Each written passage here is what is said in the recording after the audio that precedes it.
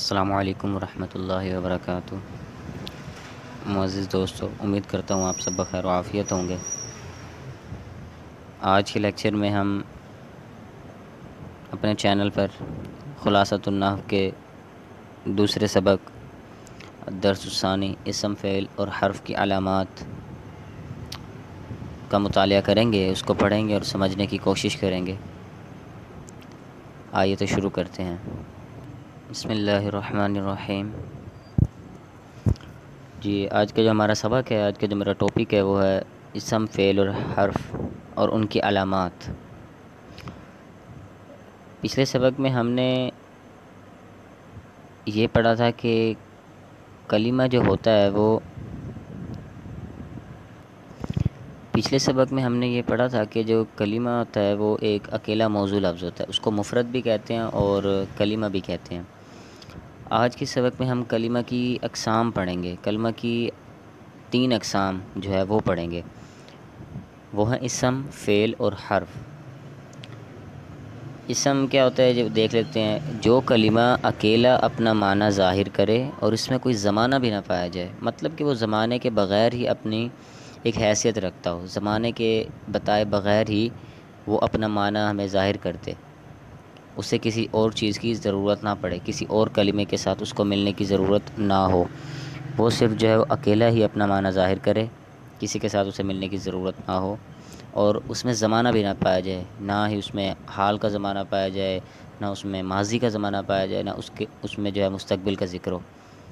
جیسے کہ قلم، دیکھیں کہ اسم مطلب کسی چیز کا نام بھی ہو سکتا ہے، کسی جگہ مطلب کسی چیز کا نام ہو سکتا ہے، جیسے قلم ہو گیا، یہاں پر مثال دی انہوں نے، اسم کی مثال قلم دی ہے۔ قلم ایک کلمہ ہے، اس کا اپنا ایک معنی ہے، یہ اگر ہم اسے اکیلا بھی لکھیں تو یہ اپنا معنی ظاہر کر دیتا ہے، قلم، اور اس میں کوئی زمانہ بھی نہیں پایا جاتا، مطلب کہ اس کو بتانے کی ضرورت نہیں ہے کہ قلم فلاں دن فلاں، یہ صرف قلم بتا دیا گیا کہ جی قلم ایک اسم ہے، ایک چیز ہے، ایک چیز کا نام ہے۔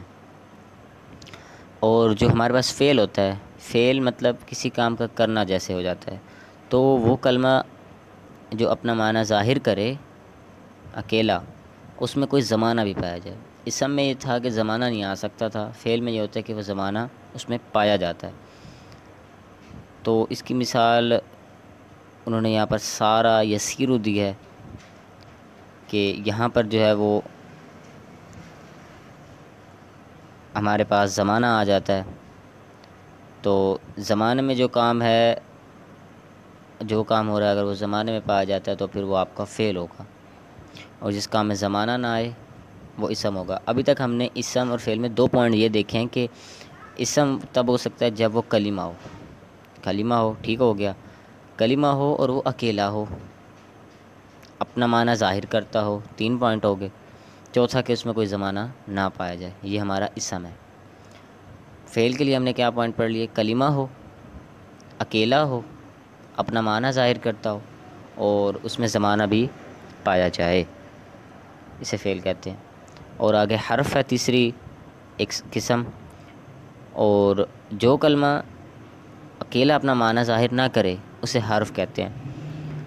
اب یہاں پر اسم اور فعل کا ہم نے پڑھا تھا کہ وہ کلمہ جو اکیلا اپنا معنی ظاہر کر دے، اور یہ یعنی کہ کسی دوسرے کلمہ کے ساتھ ملنے کے محتاج نہیں ہوتے۔ لیکن جو ہمارے پاس حرف ہے وہ ان دونوں کے الٹ ہے، وہ اس طرح سے کہ وہ کلمہ اکیلا اپنا معنی ظاہر نہیں کر سکتا، اسے کسی دوسرے کلمے کی ضرورت ہوتی ہے۔ من، جیسے اس نے مثال دی ہے، من کا مطلب ہوتا ہے سے۔ اب سے مجھے سمجھ نہیں آ رہا کیونکہ یہ اکیلا تو ہے، لیکن اس میں کوئی ہمیں معنی اس کا سمجھ میں نہیں آ رہا، تو ہم جب اسے کسی لفظ سے ملائیں گے نا تو ہمیں سمجھ آ جائے گی کہ یہ کیا کہنا چاہ رہا ہے۔ اور الہ آگے اس نے تک، تو اس طرح کی جو مثالیں ہیں یہ حرف ہیں کہ جو کسی دوسرے حرف سے کسی دوسرے کلمہ سے ملے بغیر اپنا معنی ظاہر نہیں کر سکتے، انہیں حرف کہتے ہیں۔ اب زمانے ہمارے پاس 3 ہی ہوتے ہیں، ماضی، حال اور مستقبل۔ اب اگر ہم عربی میں دیکھیں تو میں نے یہ چیزیں اردو میں بھی پڑھی ہیں، لیکن اگر ہم ان کا عربی میں اطلاق کریں تو ہم نے اسم کیسے پہچاننا ہے، فعل کیسے پہچاننا ہے، حرف کیسے پہچاننا ہے، ان کی علامات دیکھ لیتے ہیں ہم۔ جی اسم کی علامات، اسم کی علامات میں انہوں نے ہمیں 5 علامات دی ہیں۔ پہلا ہے جی الف لام کا ہونا، کسی کلمہ میں الف لام اگر آ جاتا ہے، شروع میں آتا ہے الف لام، تو وہ اسم کی علامت ہوگی۔ الف لام یہ چیز ظاہر کرتا ہے کہ یہ چیز خاص ہے، حروف تعریف کو ظاہر کرتا ہے الف لام۔ القلم، یعنی ویسے تو قلم لکھا جاتا ہے ایک قلم، القلم لکھا جاتا ہے کسی خاص قلم کے لیے، کسی خاص چیز کو جب ظاہر کرو گے نا القلم، تو وہ ال لگ جاتا ہے، تو یعنی کہ اس میں خاصیت آ جاتی ہے۔ تو ہم نے اردو میں بھی اسی طریقے سے پڑھا ہے، اسم کسی خاص چیز، جگہ یا کسی چیز کا نام ہو تو اسے ہم اسم کہتے ہیں۔ اسی طریقے سے یہاں پر بھی عربی میں بھی اسم کو پہچاننے کے لیے اس کی علامت کیا ہے؟ الف لام۔ کسی کلمے میں الف لام ہے تو وہ اسم ہے۔ دوسرا ہے جی حرف جر کا ہونا۔ حرف جر یہ ہوتا ہے کہ زیر ہوتی ہے، حرف جر زیر ہوتی ہے۔ اس کے علاوہ اگر یہ یہاں پر لکھتا ہے حرف جر، ایسا یعنی کہ ساتھ اس کے حروف مل جائے جو جر والا حروف ہو، جیسے اس کے ساتھ فی دارن،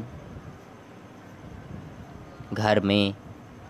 تیسری مثال ہے جر کا ہونا، پہلے تھا حرف جر کا ہونا، یعنی کہ ایسا حرف جو جر والا ہو، جر ہوتا ہے زیر، دو زیر اس طرح والا، لیکن جر کا ہونا مطلب کہ اس کلمہ کے اندر جر ہونا۔ اب یہاں پر آپ دیکھیں ولد زیدن، اس نے مثال دی ہے جر کی۔ اب یہاں پر اگر ہم پچھلی مثال سے اس کو کمپیئر کریں کہ ان دونوں میں کیا فرق ہے، حرف جر کا ہونا اور جر کا ہونا، تو یہیں سے سمجھ آتا ہے۔ حرف جر میں فی دارن، یہاں پر آپ دیکھیں کہ فعل ہے، فی کسی کلمے سے مل کر جو ہے وہ اپنا معنی ظاہر کر رہا ہے، ٹھیک ہے، دارن کا اپنا ایک معنی ہے گھر۔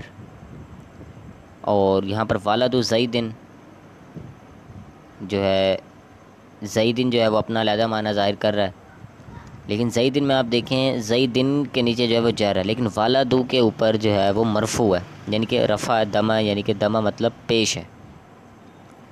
تو یہاں پر ہم نے یہ دیکھنا جر کا ہونا کی بات کی، یعنی کہ جس کلمہ کو ہم دیکھ رہے ہوں گے اس کلمہ میں جر ہونی چاہیے، یعنی زیر یا دو زیر، ٹھیک ہوگا۔ یہ بھی آپ کو سمبل بتا رہا ہوں، انشاءاللہ جب آگے چلیں گے ہم تو آپ کو ایڈوانس بھی بتایا جائے گا۔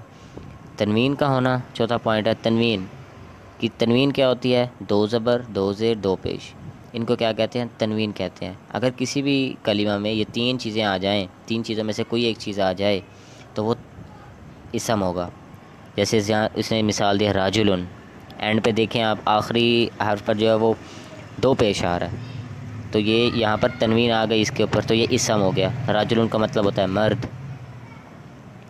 اب یہاں پر ایک سوال یہ اٹھتا ہے کہ ہم نے ابھی تک تقریباً دوسرا چیپٹر بھی تقریباً ہمارا ختم ہونے والا ہے، ہم نے یہ دیکھا کہ ہم آخری کلمہ کے نا آخری حرف پر ہی بات کر رہے ہیں کہ اس پہ زبر ہو، اس پہ زیر ہو، اس پہ پیش ہو، اس پہ یہ چیز ہو، تو اس سے یہ پتہ چلے گا، اس سے یہ پتہ چلے گا۔ تو یہاں پر میں آپ کو ایک بات بتاتا چلوں کہ جب پہلے لیکچر میں نے آپ کو یہ بتایا تھا کہ نحو کا علم ہی یہی ہے کہ وہ ایسے اصولوں پر بات کرتا ہے جس میں اسم، فعل اور حرف کے آخر کے احوال، آخر کے اینڈ کے، یعنی کہ کلمہ کے آخر کے احوال اور ان کو ملانے کا طریقہ معلوم کرتا ہے۔ ملانے کا طریقہ ایسا ہے کہ اعراب سے ہی ہم ملاتے ہیں الفاظ کو، تو یہ ان چیزوں پر بحث کرتا ہے، اس لیے ہم آخری لفظ کو زیادہ نوٹ کرتے ہیں۔ اگلی جو اس نے مثال دی 5واں پوائنٹ ہمارے پاس ہے گول تا کا ہونا۔